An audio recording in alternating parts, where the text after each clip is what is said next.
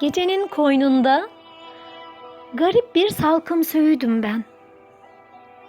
Hep sana doğru eğilen. Sense bir nehirsin, nereye koştuğunu bilmeden umarsızca akıp giden. Ne kadar hasretim sesine, serinliğine bir bilsen. Türkünü dinlerim sessizce. Yüreğimde sevdan, dilimde sen.